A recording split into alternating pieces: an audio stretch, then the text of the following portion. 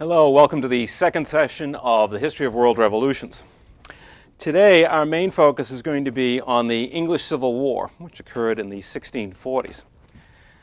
In 1649, in January of that year, Charles I of England, the King of England, was charged with treason against his own people. The king's attitude towards these charges was a dismissive one, because he insisted that there was no power on earth that had any right to stand in judgment of him. And Charles's attitude was reflective of every monarch in Europe at that time, and indeed rulers all across the world, who believed that they were in fact divinely ordained to rule over their people, and that therefore no human body could judge them and certainly not try them. Apparently, those who composed the jury and the judge in this trial disagreed with Charles because he was found guilty of treason and his head was cut off. So obviously Charles had lost touch with a few things, one of them his brain, after the execution. This event is a striking example of the changes that were shaking Western Europe in the 16 and 1700s and beyond, and certainly into the 19th century, as people's perspectives about the political system, the social system, and indeed the very economic system began to change quite rapidly. And we're going to see today how those changes were reshaping England, its social, economic, and political structures, and how they led to the Civil War that eventually caused Charles's downfall and execution, and the changes that were brought about as a result of that that have led me to describe it as one of the significant world revolutions. But before we get to that today, before we focus on England, I want to go back for a couple of minutes and talk about the summary that I did last time to reiterate these points, because they're really essential throughout the whole course. Talking about the major theoretical perspectives and also those key questions that I talked about. So this is from last time, but I want to re-emphasize it. When we talked about causal factors and we talked about all these different theories, these are some of the main ideas to keep in mind. And again, it's not my intention that you have this intimate knowledge of all the different theoretical perspectives about revolution, but that you have some idea what are the major contributions. Of course, theorists are always disagreeing with each other and always feel that somebody else has the wrong theory and only their theory is correct. What we want to do is take some of the best from each of these theoreticians so we have some ideas to work with as we try to figure out, well, why did something like the English Revolution occur? Why did something like absolute monarchy, divine right monarchy, disappear in this revolutionary process? We talked about a number of different theories. First of all, I put some emphasis on Karl Marx and his ideas, talking specifically about class conflict and capitalism. And again, Marx's perspective, and the perspective of many who have come since, because Marx is considered the most complete theoretician on revolution, was that indeed conflicts arise within societies between their modes of production. And remember, modes of production is the way people organize themselves to produce economic goods. That may be a kinship organization, it may be slavery, it may be a tribute system, it may be capitalism. There's a conflict that develops between the existing mode and technologies that are developing. When those new technologies bump up against and cannot be effectively implemented by the existing mode of production, that's when revolutions start. Now, these are not just issues of technology versus something abstract called modes of production. What happens is that specific social classes come into conflict to bring about this change. The specific examples that Marx would use would be, for example, the English Civil War. One of the examples that he would focus on would be the English Civil War, because he would say, here was a feudal society moving towards capitalism. And what we have in England is a new capitalist bourgeois class, in other words, the people who are going to be the business people, the commercial agriculturalists, and eventually industrialists, and they are trying to change the system. They are trying to bring in this new innovative system. They are trying to get rid of the existing feudal system and create a new order that's compatible with capitalism and new technologies, they will be the instrument of revolution. The primary instrument of revolution will be the bourgeois class as they get rid of this feudal order. Later, and this will apply to revolutions that we talk about later in the course, capitalism itself, according to Marx, is going to run out of gas, is going to run into this same conflict. And now the bourgeois class is going to face a challenge from the working class. It is the working class that will overthrow capitalism, the capitalist class, and create communism. So Marx's theory, as much as it's based on abstractions like modes of production and technology, really talks about human agents, how social classes conflict with each other, one overthrowing another to create a new order, a new mode of production, instituting new technologies. And we'll see some aspects of that conflict today when we look at the English Civil War. Another perspective that we used was the international factor in two different ways. If you remember Theda Skocpol's interpretation, tends to be political, that political systems, state systems, try to compete internationally in terms of warfare, in terms of economics, and that in becoming competitive and attempting to transform their own society so they can keep up with the competition, they set off revolutionary conflicts. And this we will see later in the course, in particular when we talk about places like Russia, where they try to modernize their society to keep up in the economic sphere and in the sphere of warfare and set off revolutions.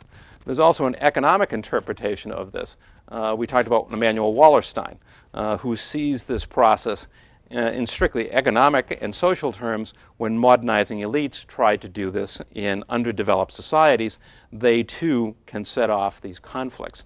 So it is the international perspective, which is another way of looking at this process of change. And again, today with the English Civil War, we're going to see some of this as well, because England was getting involved in the international economy, in a global economy, and it was setting off conflicts at home. We'll see how that works in the specific case of England. The third factor is nationalism.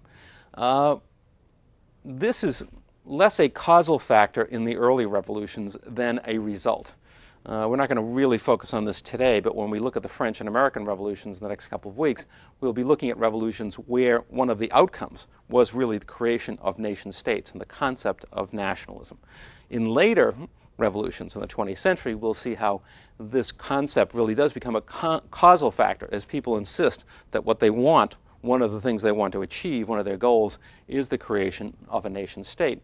And that often means throwing off external foreign control. We also talked about human agency and ideology, that beyond the abstractions of theory, we have to keep in mind the fact that revolutions are carried out by people, not just by abstractions don't do things, people do. And specifically, people inspired by ideas that give them hope that they are creating something new, something better. We talked about the Enlightenment last week as one of those developments of an ideology, that there is a better world to be made through rational thought, through the exercise of our own rational minds, that we can improve the world around us. We're going to see some of that today too in the English Civil War. But it's important to keep in mind that revolutions begin in large part out of optimism that indeed the world can be made a better place. And finally, history. In the first part of the lecture today on England, that's precisely what we're going to be doing, is talking about the history of England, what was happening in England in the years leading up to the revolution that helped create these conditions where a revolution could take place. Because each country, no matter how much we like the abstractions of the theoreticians, the fact is each country has its own unique history. And to fully understand a revolution in any country, you have to understand its historical background. Otherwise, the abstractions, the broad definitions provided by theorists just will not be sufficient to understand what specifically happened in this particular instance, in this particular revolution. Now, the other thing that we covered at the end of last session was a summary of key points. And these are the key questions that we're going to be asking week after week and trying to come up with some answers for. First of all, What are the historical factors? That's what we're going to be covering in the first part of today in terms of England. What are the factors in a country's history which contribute to the outbreak of revolution in that country? Secondly, why do these revolutions occur? What are the causal factors? And here is where theory can help you in particular get some idea, well, where should I be looking? Is it economic? Is it social conflict? Is it the international factor, a combination of these factors? That's where the theoretical material, again, will help you answer that question. Thirdly, who are the major actors and what are their goals? Again, we are going to see that in every revolution, it's not just one group altering their society in a dramatic and violent fashion. There are always a series of groups of people, often allied with each other, at least temporarily, who are trying to achieve this change. What are those groups and what are their goals? Because we inevitably find that with these revolutionary coalitions, there's never absolute agreement. And we'll see that very clearly today, again, with the English case, that there are a number of different groups who want to change England, but they have different agendas, and often agendas that conflict with each other.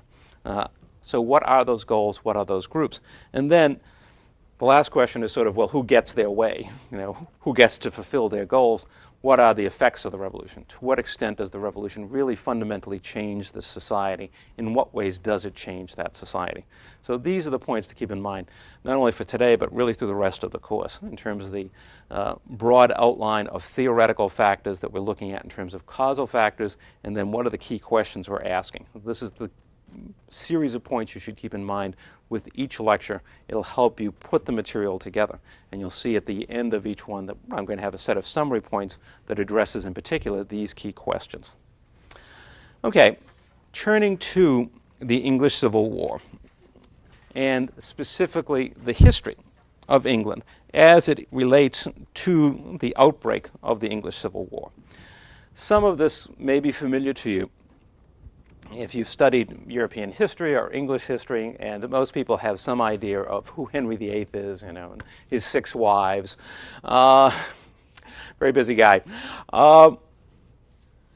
Henry, in seeking to dismiss his first wife and marry a second, came into conflict with the Pope, the head of the Catholic Church in Europe. Now, by the time Henry decides that he needs to get rid of his wife and wants to have a new one, the Catholic Church is already facing the forces of the Reformation, people who want to reform the Catholic Church, people like Martin Luther, who believe that the Church has gone astray, that its theological ideas are misguided, and that in many ways the Church has become corrupt. Henry initially was not that enthusiastic, and as we will see, his reforms were never as radical as some other Reformation figures.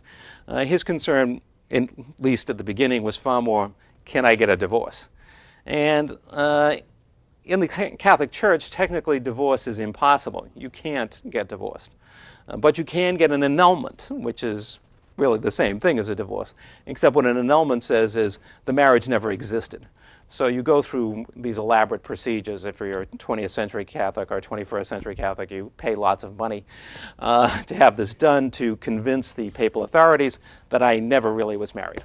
For example, well, when I got married, I had these doubts in my mind. I didn't really want to do this. I woke up one morning and God, there we were at the altar, and I was having second thoughts. But I went ahead with it anyways because I didn't want to embarrass my bride or my groom. So you come up with some excuse. Well, that could have been done in this case, but for reasons we won't get into here, some of them political, the papacy, the Pope, would not grant this divorce, this annulment to Henry, and as a result, he launched a reformation of the Catholic Church in England, essentially making it a national church, breaking away from the papacy. As I said, this change, this creation of a new church called the Anglican Church in England, was only a half step in Reformation. In many ways, the church continued to look very much like the old one, the Catholic Church. The Anglican Church had many of the same ceremonies, the same positions, bishops, archbishops, etc. They had just sort of pushed away the Pope.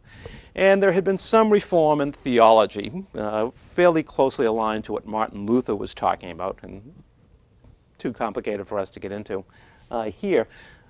there is some reform there as well. But again, it is not a far-reaching radical reorientation of the church. In many, many ways, the Anglican Church looks very much like the Catholic Church did before it in its ceremonies, in its officials. It's just that they're no longer reporting to the Pope.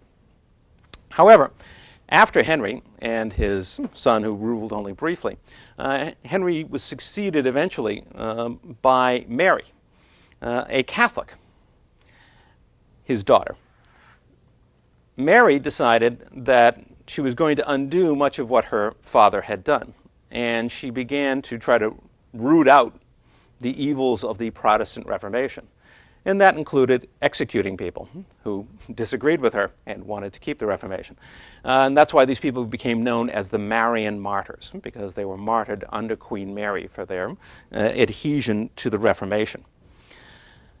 In some ways, Mary's actions help actually create more extreme positions in England about religion. More and more people began to ascribe to Calvinism, which was a more radical form of the Reformation. In particular, Calvinists were anxious to remove the church from the direct control of the state. In England, if you're not reporting to the Pope, who's the ultimate authority? The king. Calvinists are opposed to this. Calvinists are also very suspicious of this whole elaborate hierarchy that the Catholic Church and now the Anglican Church continued to maintain, with archbishops and bishops and this whole top-down administrative structure. What many Protestants in England preferred was what they called Presbyterianism, meaning a system in which there was more local input into the selection of those who administer the church itself. There is less and less hierarchy, less elaborate ceremonies, a more down-to-earth, if you will, locally controlled church. And much of this, they believed, they found in the Bible and were able to justify through their own rational thought. Here we get, before the Enlightenment even sweeps Europe, people who are making their arguments about theology and the church using rationalism as their basic justification. We know this to be true not only from reading the Bible, but because of our rational analysis of what the Bible says. It clearly indicates to us we shouldn't have this elaborate hierarchy called the Anglican Church. We should have something simpler. Among the most radical perspectives were those of the Puritans. Now, the term, of course, is common in American history. The Puritans who arrived, in New England and helped set up colonies and were escaping religious persecution in England and Holland, etc. At this time, in England, Puritans is a term that these are not an organized, coherent movement. In other words, there is not a single group of people in England you can call Puritans. What it refers to are a number of people who have more radical ideas than even Presbyterianism about how the church should look. They really want a church essentially much like American churches that you may see today, where essentially a group of people, we often call congregationalists, you decide, look, we want to create a congregation of a church. So we get together, we hire a minister, etc. We're doing it on the local level. No one is coming and telling us, well, I'm the Archbishop of so-and-so, and here's the local minister or priest who's going to run your church for you. Much of this is bottom-up, coming from people themselves saying, look, we have a right to organize ourselves, create our congregation, and appoint our minister. So a bottoms-up kind of approach. This was the Puritan idea, and it was a fairly radical idea, perhaps among the most radical ideas among all of those people who term themselves Protestants in England. So we have, first of all, in England, an emerging conflict over religion. Is it going to be the Anglican Church with its hierarchy, something more modified like Presbyterianism, which we see in Scotland at this time, or even more radical than that, something like the congregational groups that the Puritans support? Besides the pure issue of religious beliefs, there are issues having to do with those who rule England. England is a monarchy, it's a feudal society, it's made up of king and nobility. The nobility are known as the peers. They are the senior nobility, the top group, the creme de la creme of the English landowning class. Now, relations between the king and the landowning class, the aristocracy, the nobility in particular, the top groups, actually proved very harmonious as a result of the Reformation, because one of the things that Henry did was break up land owned by the Catholic Church, owned by monasteries, and distribute that land to members of the nobility. So for members of the nobility, the Reformation was a windfall because they got church land out of it. So they were quite happy about that.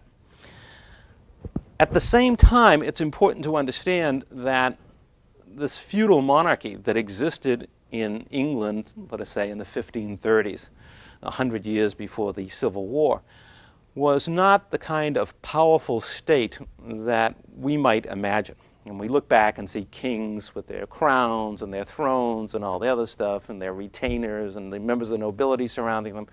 They look quite powerful. But the reality is that the relationship between king and members of the nobility was one in which the king had really limited powers. He was, as I describe it here, the first among the great landed barons. In other words, we have this large number of large landowners, many of whom have achieved noble titles. And out of them has emerged a particular family that controls the monarchy.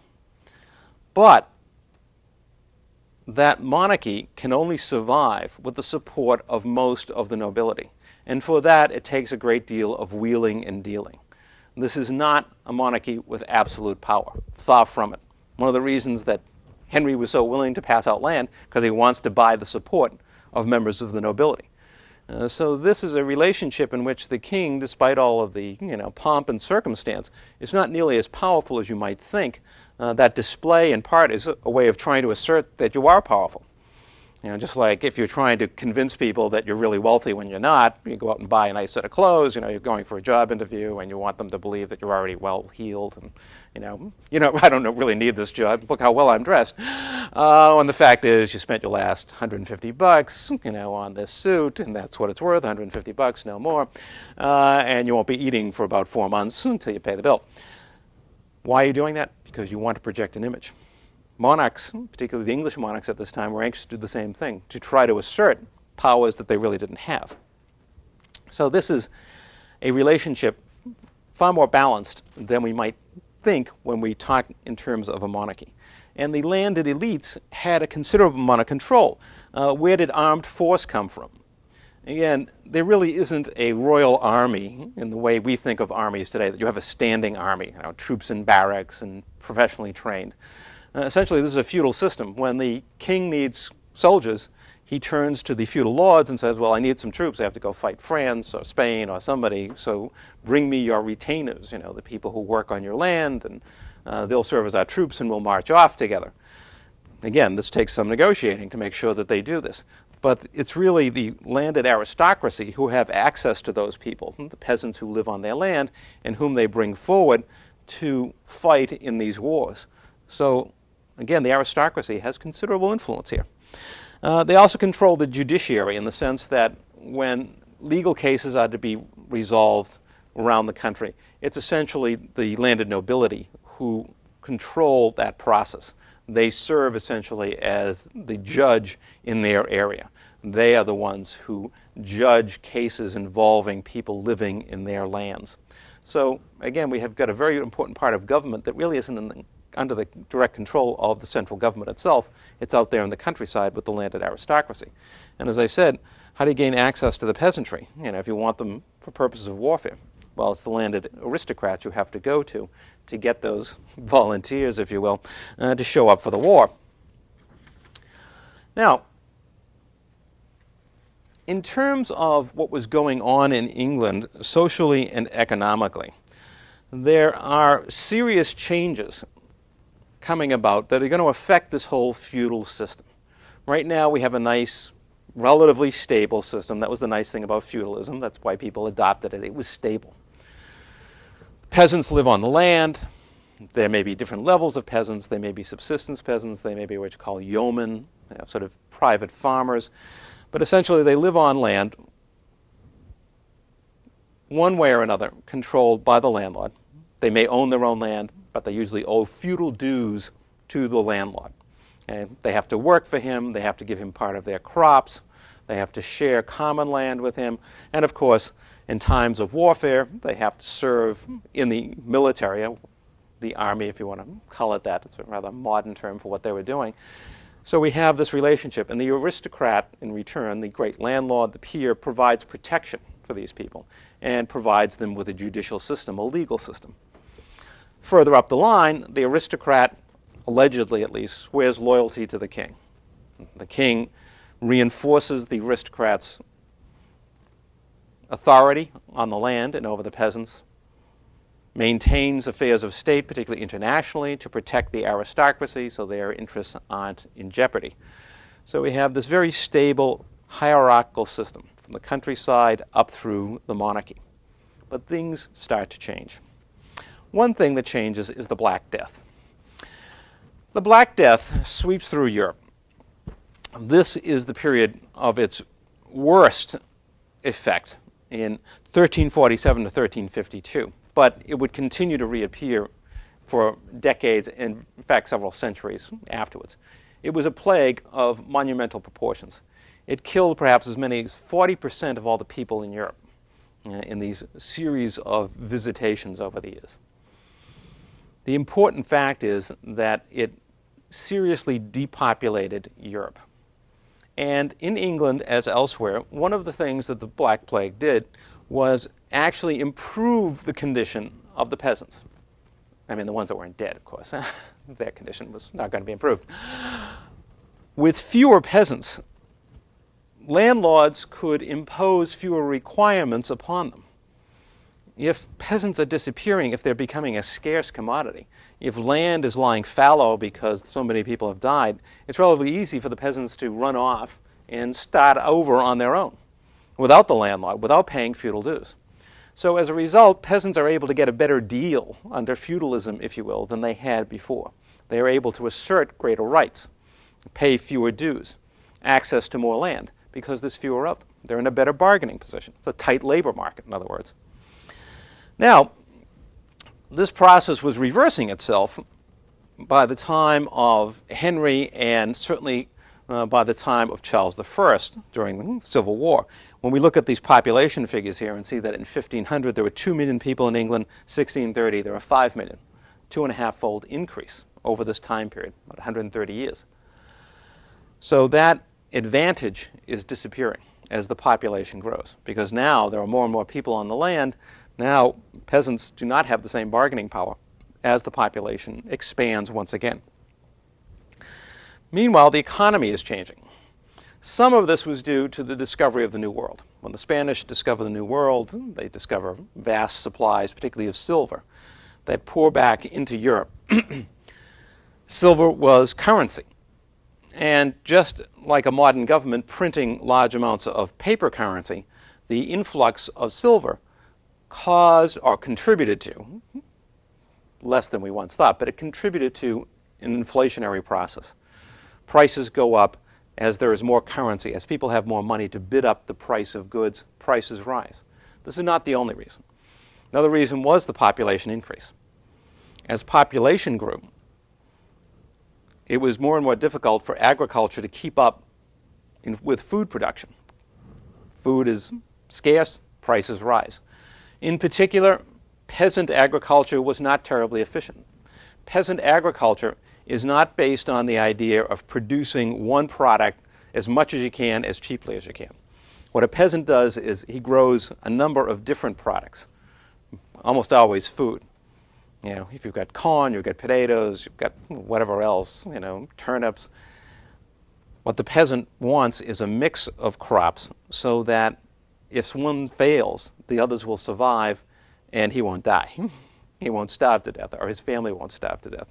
And in peasant villages, and typically in feudal systems, land was often broken up into strips so that no one had an exclusive right to the best land. this means peasant agriculture isn't the most efficient. Okay? It's not always using the very best land in the same unit. It's not producing one product as cheaply as they can because it's meant largely to achieve subsistence. So we have another pressure on prices. And the end result we see here with the price revolution, where prices go up 400% between 1500 and 1630.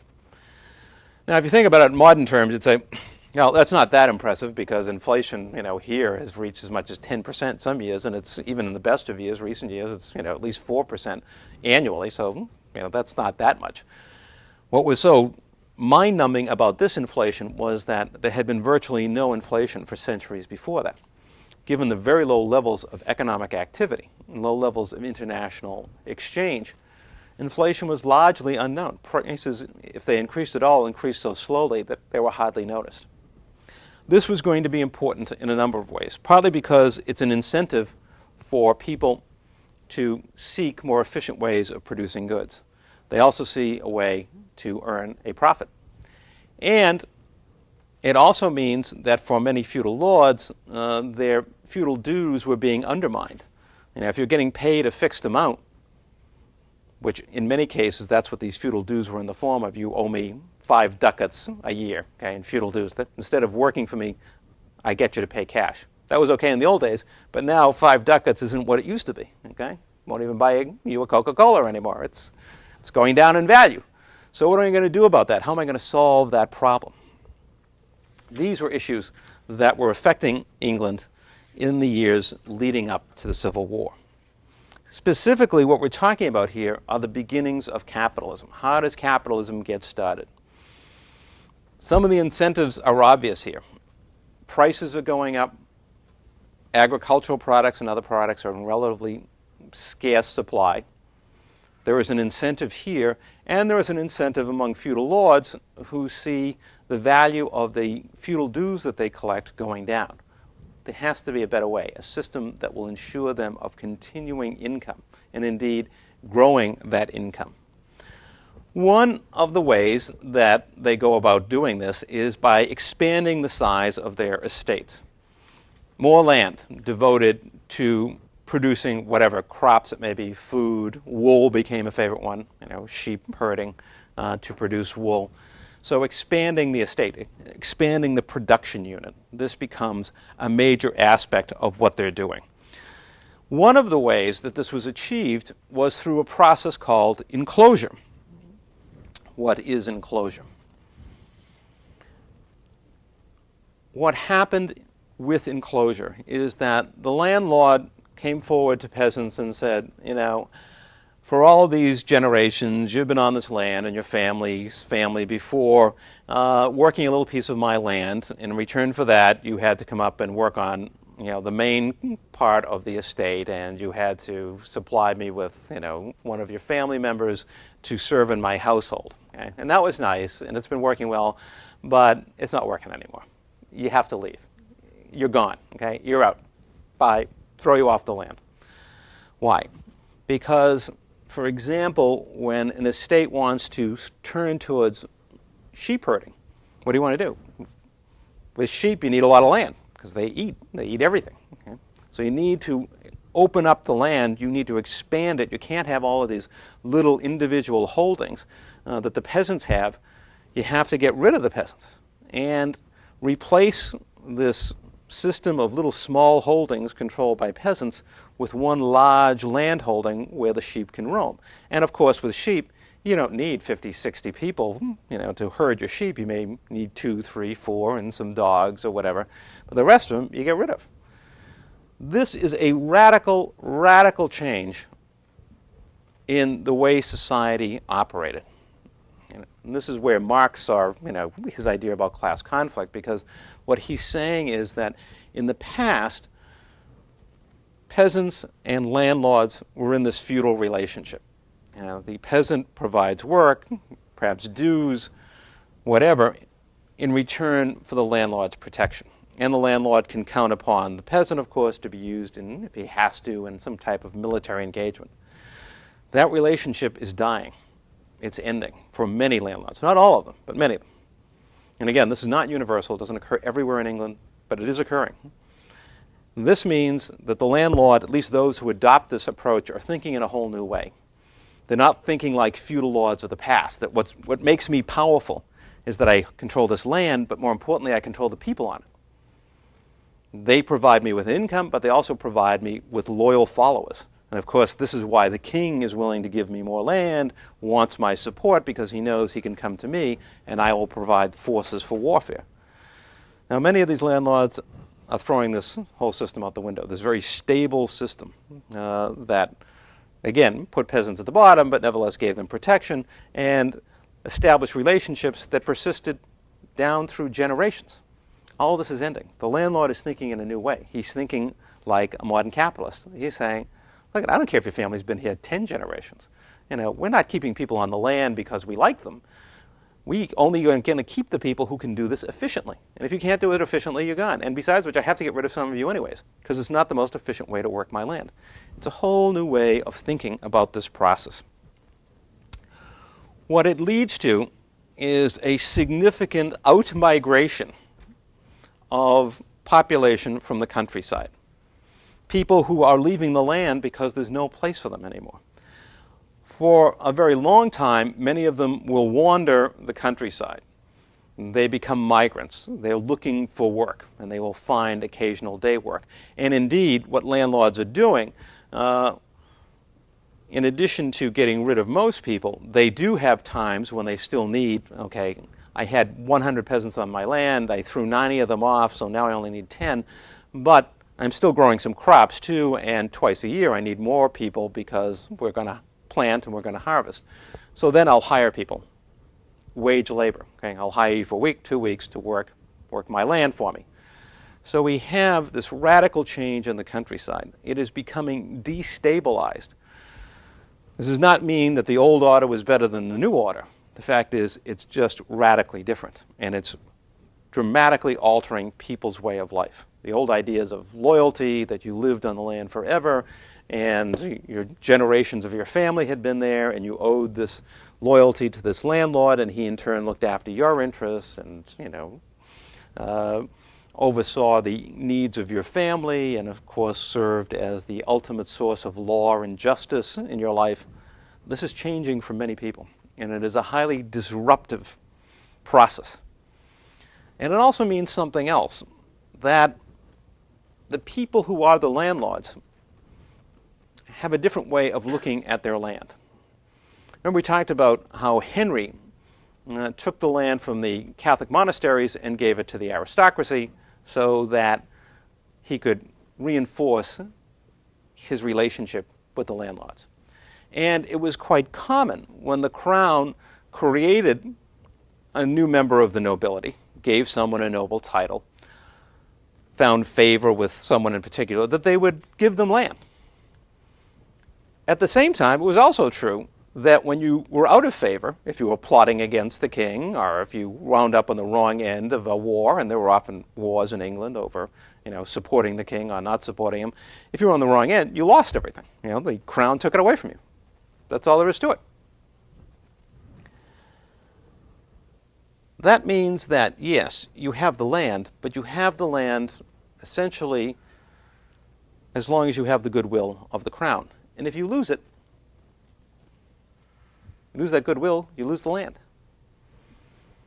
These new landlords do not want anything to do with that system. Their interest is not, I'll suck up to the monarch and he'll think so much of me that, he'll give me land. Their answer is, look, I have a piece of land and I can make a lot of money on it. And if I need more land, I'll buy it because I'll make more money on my land. I don't want a system where the monarchy can take my land away from me. I want a system that protects private property, a system like you find in this country and most of the world today. But that's not the system that exists in England back in this time period. So we have a conflict here over how is land to be used and what is the right to control that land based upon. Another change that's coming about in England at this time is what's called the putting out system. And this is certainly in place as we get into the 1600s. With all these people wandering around without much to do, if they're thrown off the land, one alternative develops. Merchants are looking for people to weave cloth, to make woolen products, for example, for them. And they're quite willing to find people in the countryside who are reduced to perhaps living in a small little cottage with no land. They can't really support themselves because they don't have enough land. They don't have that place on the estate anymore. Quite willing to find those people and give them a loom to weave cloth, to put out the production of this product, and to pay them for doing it. In other words, to pay them a wage. In this simple relationship between a merchant and peasants in the countryside to produce textiles, we see the beginnings of the Industrial Revolution. Now again, nobody's spotting smokestacks in the countryside of England in the 1600s. But this is how modern manufacturing, capitalist manufacturing, begins. It's a very simple kind of system. Traveling merchant comes, gives you the loom, gives you the product, and says, look, when I get back, I want to see all that stuff made into whatever, pajamas or something.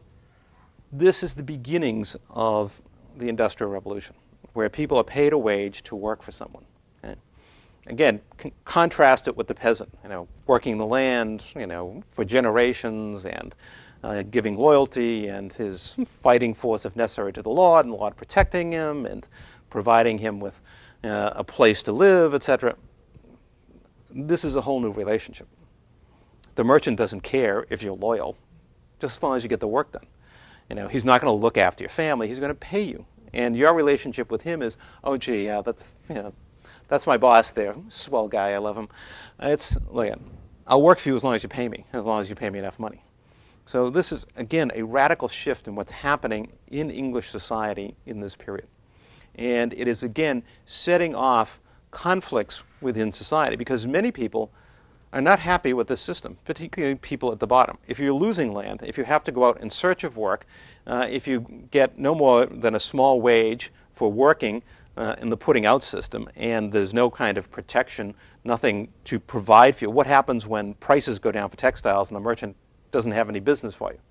You starve.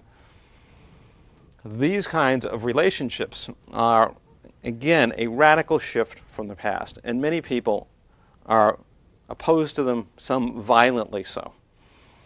So here again, besides the religious issue, besides the shifting relationship that we've alluded to and we'll look at more closely in a couple of minutes, between the aristocracy and the crown, we also have changing relationships between the people at the bottom of society and those further up, between landlords and peasants. So English society, for all the talk of this peaceful land of England, where things are quiet and idyllic, the truth is there is radical change fomenting unrest in England, both in the 1500s and in the 1600s. Problem was, not many people had a very clear perspective on this. Things were changing their society in dramatic ways, but there were few people who could look at it in a very broad context and say, boy, some serious adjustments are going to have to be made in the economic, social, and political systems because of the changes that are sweeping our society. And certainly the people least prepared to make that argument were the monarchs who were ruling England in this period, particularly Charles I and his father who preceded him, James I. Another process of change that's going on. This period of time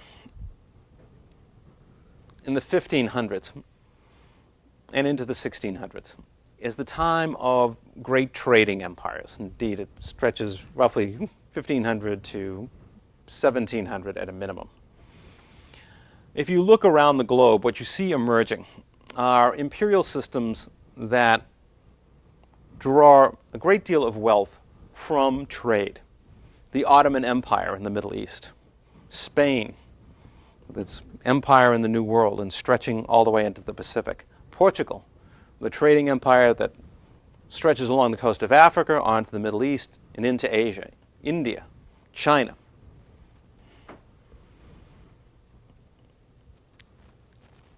For century upon century, great empires had risen across the globe. But up until this time, they drew the overwhelming majority of their wealth from the land, what we call agrarian bureaucracies. 90%, 95% of the wealth of the state, whether it was the great empires of China or those in the Western Hemisphere, Europe and elsewhere, got their money by squeezing the land, by getting money out of the land, collecting tribute from peasants. That's how you got money. That's how the state financed itself. The change here is a dramatic one. It is not that these new empires will support themselves primarily from trade, but suddenly a very large portion of their wealth will come from international trade. What imperial rulers see is an opportunity to greatly enhance their power and their authority. If they can tap into this wealth, which is massive compared to what can be squeezed from peasants. I mean, it's always a difficult job squeezing money out of peasants. First of all, they usually don't have much wealth to begin with. Secondly, what wealth they usually have is in the form of material goods, a chicken, a bag of rice, whatever. Collecting taxes is a real problem. It's not like, okay, well, you get your W-2 form at the end of the year and I've already taken out your taxes, okay, so don't worry about it. How do you do that with a peasant, have them mail you half a chicken? It's very difficult to get wealth out of peasants, and this was one of the ongoing problems. Here, with these new empires being created, trading in precious goods like silver, gold, silks, spices, you could make a fortune out of just the smallest amount of sharing in this trade. The sailors who used to sail on the great vessels in the spice trade used to carry little boxes that they would put spice in to bring home. These systems were monopolies, so sailors weren't supposed to do this technically. But in fact, that's why you became a sailor, because you could get a hold of some spice, bring it home, and sell it for a fortune. You could make years of wages just in that one box. And these boxes weren't big. In fact, they were small enough so that the sailor could insert it in an orifice in his body and not get caught, because they were always examining your quarters and so forth to see if you were hiding spice. So here was a phenomenal source of wealth for states that could participate in this system. And of course, to do this and to make it work, you had to have monopolies, because otherwise, if everybody could engage in this trade and bring back spices and silks and gold and silver, pretty soon the value would decline. There'd be an oversupply of the product. So you have to maintain monopolies. This is what these empires were doing. The Portuguese, for example, or the Dutch will try to create a monopoly on the spices of the Far East and bringing them back. And they will go to great lengths, building navies, having rigorous inspections of their sailors and ships, et cetera, to maintain this monopolistic system and this huge amount of wealth.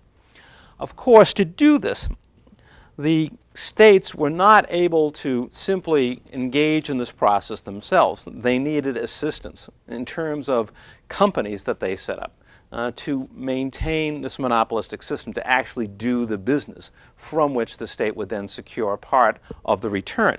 In England, two such companies were set up before the time of Charles I. The one is called the Levant Company in 1592, and the other the East India Company in 1599. The Levant Company was to trade in the Middle East, and the East India Company, not surprisingly, to trade in India, places in the Far East. And what they were state-ordained monopolies. Okay? Just like the power company is, in modern times. The state says, okay, this one company has a monopoly to produce power, so too, back then they said this one company has the exclusive right to trade with the Middle East or trade in spices in the Far East, etc. Now, the role of the state in all of this was to ensure that the monopoly was preserved. That meant creating a bureaucracy, making sure that you have people who are checking at both ends of the system, both where the spice is being collected and when it's being brought back, to see that none is being shipped in illegally, that no one is bringing in covertly, to secure the proper amount that the state is supposed to get out of this system. And, of course, you need a military. because you need a navy, you need sailors, you need troops to ensure the security of the system. When these ships are coming back, usually a week or more before they reach shore, the Navy is already out there with ships to meet them, not to greet them, but to search them and make sure they're not smuggling anything back in. And of course, smuggling was rife in this process. So what the state is doing is building up its bureaucracy and its military capacity in order to maintain these monopolies. And of course, in turn, it can do that and make itself more powerful because it's able to secure a fair percentage of the wealth being derived from the monopoly itself. So on the one hand, the state has a reason to expand, to become more powerful, larger, to have bureaucrats and a military. Now it also has the means to do that. One of the reasons that rulers got into this system of these trading empires was precisely so they could expand their power, so they could become more powerful. What does that mean? Well, we talked about this when we were talking about causes of revolution before. It means the centralization of state power. First of all, in the abstract, whether we're talking about England, Spain, the Ottoman Empire, wherever, the state can become more powerful because it has more resources at its command. It is able to secure additional wealth out of this trade, and that means it can expand. It can become more powerful. It can have a ruling bureaucracy. It can have a larger, better equipped military. This becomes a common trend in Europe and much of the world at this time, is the attempt of these monarchies to become more powerful. Remember, when we talked earlier about the monarchical system under Henry VIII, we're going back to the 1530s again, we see that for all the trappings of the monarchy, the truth is the king had relatively limited powers. He was always negotiating with the various members of the aristocracy, having to keep their loyalty, having to undo plots that some of them might begin against him. He was always in this uncertain situation. The crown never rested easily upon the head of any monarch in England in this period because you're always wheeling and dealing, much like a modern politician. As much as, again, we tend to think of, kings who just say, well, go and do this and you do that, and they have absolute power. It's not true. Yes, they had the power to rule and they had considerable influence, but they had to maintain the support of the aristocracy, and without it, they would quickly lose the crown and their head along the way. Here was at least potentially an alternative. Not that it would allow them to simply slip the bonds of the relationships they had with the aristocracy, but the more that they could get into this area of international trade and secure resources, the more they could increase their power and the more control they could have over the aristocracy and their entire society. We see the signs of this in England in the time of Charles I and even his father before him, James I. We see this in the court system with the institution of central court system and also the imposition of royal control in the local courts, meaning what they're doing is trying to undermine the power of the aristocracy in the countryside. I shouldn't really say undermine it so much as displace it. What they want is more direct control. Okay, this is what the crown is looking for. Lesser reliance on, well, I've got to wheel and deal, I've got to keep this landowner happy and that one over there, because they have so much control in the countryside. Now the monarch is saying, I have some resources, I'm going to start putting them to use, I'm going to get control of the court system. A particularly vexing part of the judicial system for the aristocracy was something called the Star Chamber.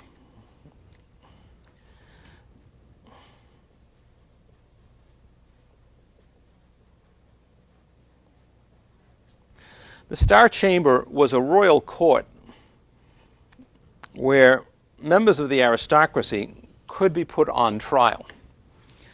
And in the Star Chamber, witnesses could testify against the accused without revealing their identity.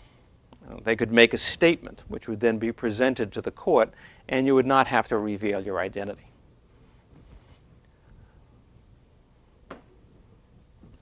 Now, this is something that the aristocracy really did not like, was the Star Chamber. In modern times, people look back at this and say, well, God, this is a terribly unliberal practice.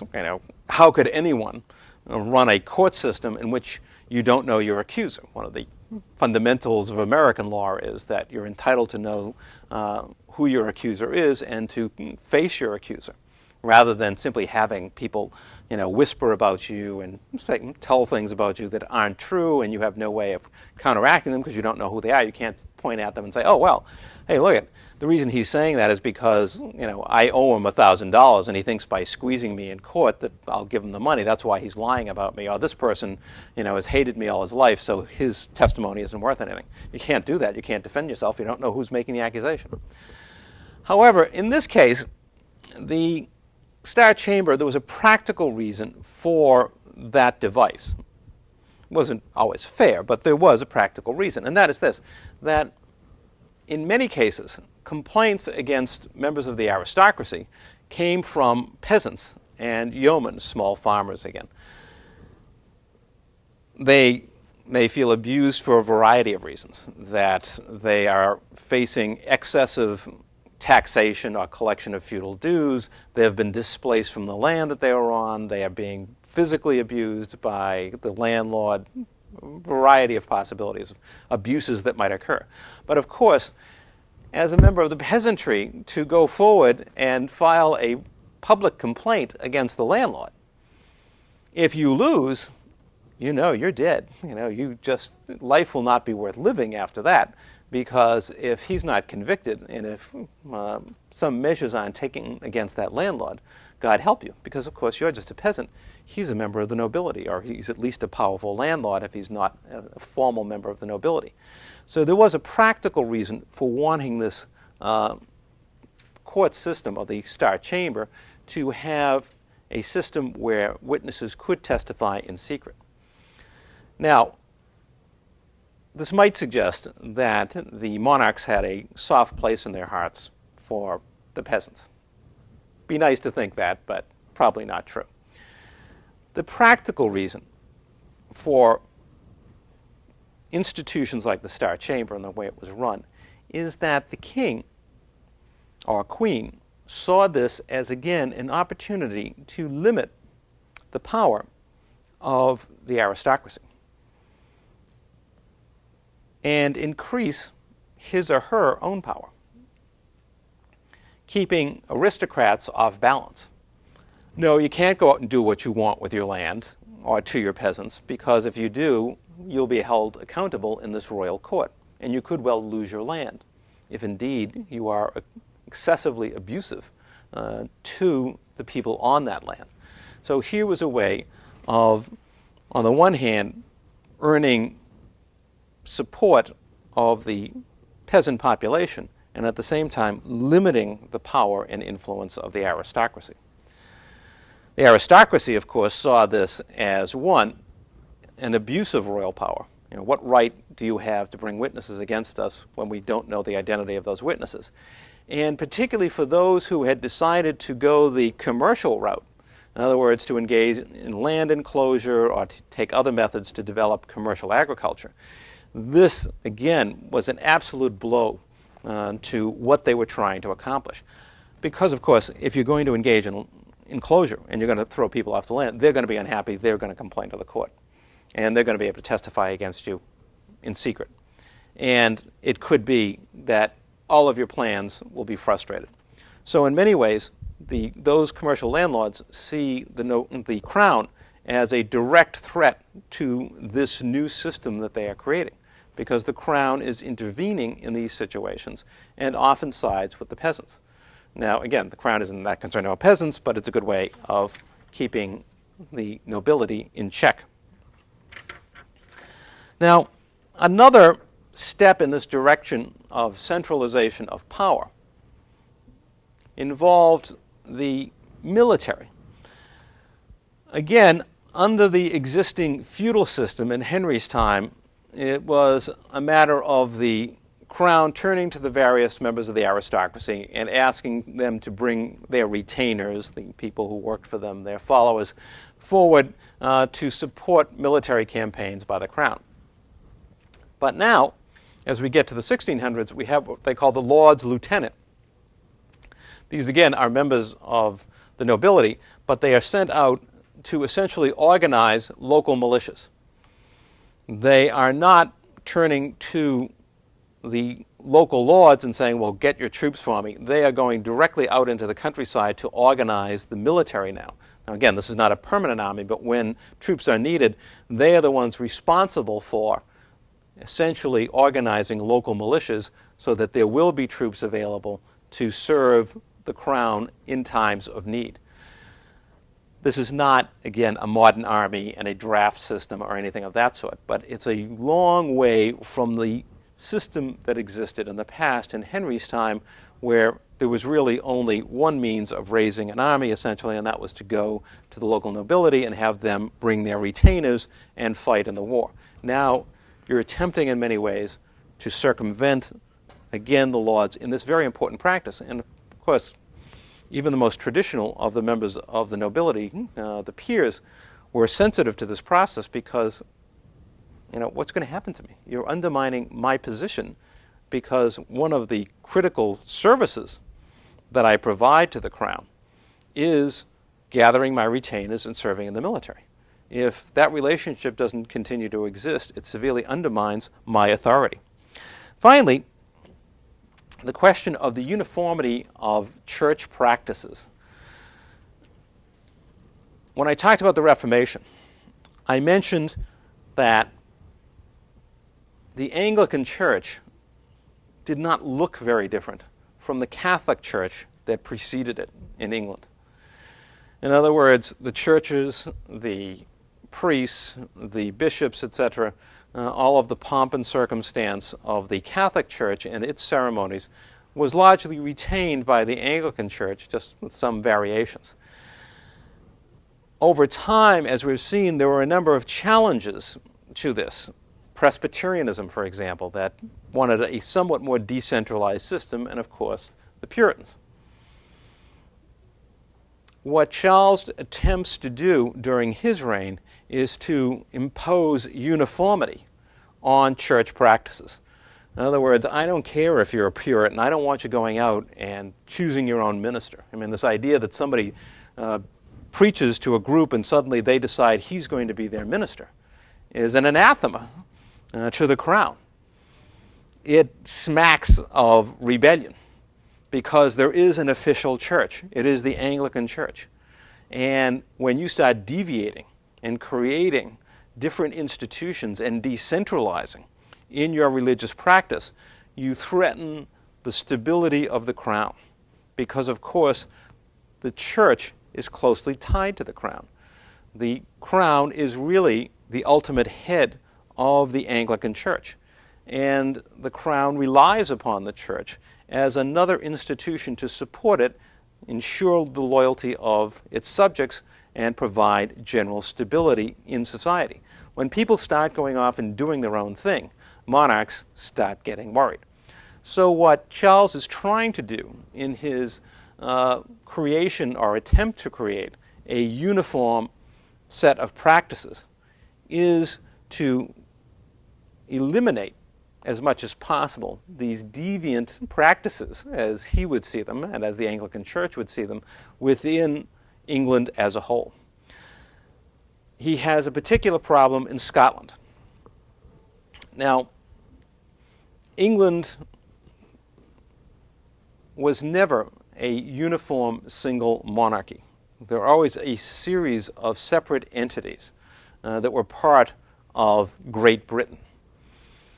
Charles's father, James, had been the King of Scotland before becoming King of England. And Charles still held that title as well. But although he is King of England, King of all of the land, and also specifically King of the Scots, he has poor relations with the people of Scotland. In particular, because he insists that he's going to reform their Presbyterian system.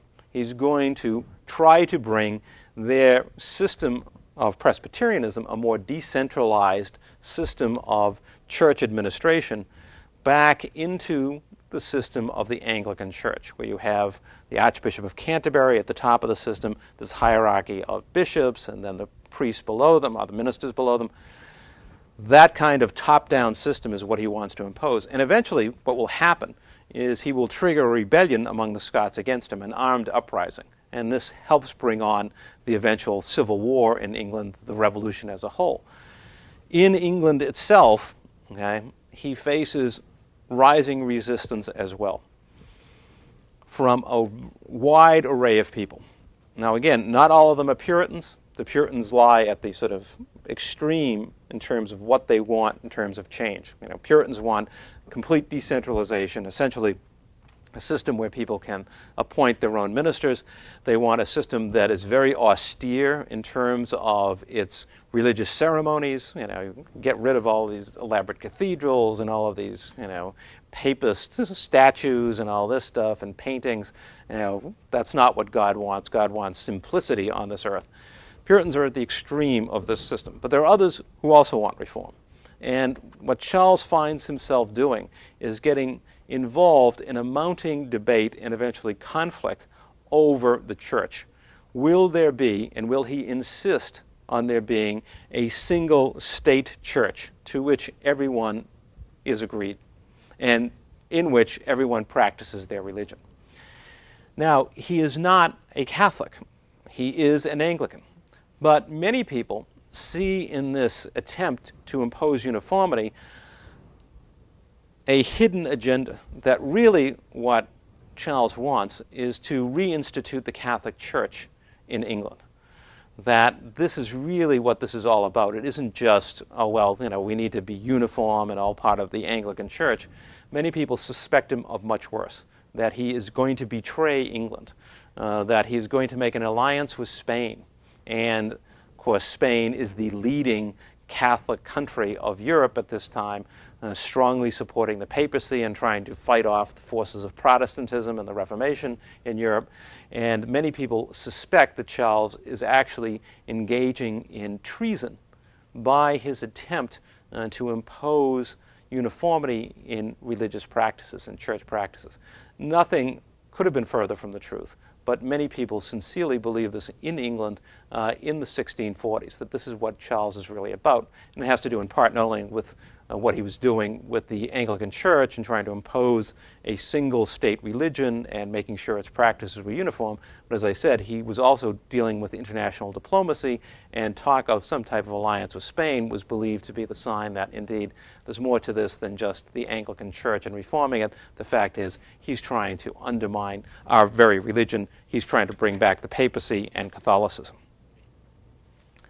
When we look at the changes that are sweeping England in this period, in the century before Charles's reign, again, on the surface, much seemed to be stable. Once Henry launches the English Reformation in the 1630s, and then eventually when his other daughter, Elizabeth, succeeds to the throne and rules England for decades in a relatively stable and peaceful manner, it would appear that there was a great deal of stability and continuity from the time of Henry VIII until Charles I. But in fact, there was much that was shifting within English society at every level, whether we talk about the political level, religion, social relationships, and economics. In every one of those levels, there are dramatic changes coming about. First of all, changing role of the crown and the peers, the crown and the nobility. what we had in Henry's time was a feudal monarchy. In other words, a monarchy in which the king or queen is really the first among a series of feudal landlords. Okay? They have, by alliance, by warfare, whatever, over the centuries, allotted the power to rule to a single family or dynasty. But at the same time, members of the nobility have retained considerable authority, whether it's in military affairs, judicial affairs, and of course, their control of land and the peasants who live upon it. So that any monarch in the 1500s, certainly, and into the 1600s, had to be cognizant and sensitive about his relationships or her relationships with the peerage, with the leading members of the nobility. Elizabeth was a genius at this. Charles was not. One of the reasons Elizabeth could rule for so long is because she was so good at dealing with, appeasing, playing off against one another, the members of the nobility. But that is changing. By the time of Charles's rule, there is a clear effort to centralize power, to increase the power of the crown and diminish the power of the monarchy. This is made possible in part by the growth of a trading empire. But as we'll see, that was not enough, because one of Charles's problems in trying to do this ultimately is he still doesn't have enough money. Despite the creation of these monopolistic companies and the rise of the trading empire, it's still in its early stages and it's still not providing enough money. But it does help launch him in this direction. And along the way, he's going to attempt to enhance his control over the church, over the judicial system, over the military. And this will bring him into conflict with the peers because he is changing the basic relationship. Secondly, we saw the rise of commercial landowners. The system of enclosure, the expansion of the large estates, responding to inflation, responding to growth in the economy, and of course, population growth. What is critical here is not so much the physical changes that could be seen. In other words, okay, we're throwing these peasants off, they're going to have to be migrant workers, the estate is expanding physically, but the change in social relationships. That the idea that you live on the land generation after generation, you provide not only work for, but support, if necessary, military service to the Lord. He provides you with protection, with a system of justice, etc. This is all breaking down. Now again, it's not throughout England, but where these changes are occurring, it's radically altering society. We're moving towards capitalism. We're moving towards a system where relationships are based upon, okay, I work for you because you pay me, okay? Not because I love you, not because you protect me. I work because you pay me. It's a radical shift, and it's highly unstable. It's very disconcerting for people who have known this stable system. You know, peasants may not be well off, they're at the bottom of the barrel, but it's stable. You make a living, you know where you're going to be year after year, you'll always have this land, you'll always have the landlord to oversee and protect you to some degree. Now this is all changing. We also see an abdication of power to the state. What's happening as the state tries to centralize power is that landlords, to some degree, are ceding power to that state, in the judiciary and in the military. We see a rising concern for the protection of private property. These new landlords, these commercial landlords, they no longer want a system where, oh, gee, you know, you become a member of the nobility, the crown gives you land. But of course, if the crown doesn't like you anymore, they take your land away from you. They don't want to get land from the crown anymore. Well, we'd be okay with them, but not as long as it justifies a system in which the crown can remove their land. They want a system, a free market system in essence, where you can have what you can buy, and once you buy it, it's yours, and people can't take it away from you. The crown can't just come in and announce one day, well, I don't think you're a very loyal subject anymore. Those days of the feudal relationship again between landlords and the monarch are ending, at least for the most progressive landlords who now want to be commercial landowners. They want a system that protects their land, and where the crown cannot simply take it away and cannot impose taxes on it without consulting them. And the imposition of taxes becomes a very important issue. And finally, the protection of monopolies. And this is something we're going to get into more detail in the second half as we look at the actual outbreak of the revolution. And that is, in creating these monopolies, it's all well and good for the crown. It's going to receive income from it and strengthen its hand. And it's all well and good for the monopolists, the people who are part of the Levant Company or the East India Company. But what about all those other merchants? How do they deal with a monopoly? And there are many people who are not benefiting from this and find they have to fight their way around it. So while the monopolies will help the crown, and the crown has every reason to protect those monopolies and expand them, there are many opposed to that process. And this is going to set off yet another conflict. So at every level of society, we can see in the century preceding Charles's rule that these issues are arising at every level, political, theological, economic, and social. They will come to the head under Charles's rule and bring on the English Revolution. That's what we'll talk about in the second half of today's session.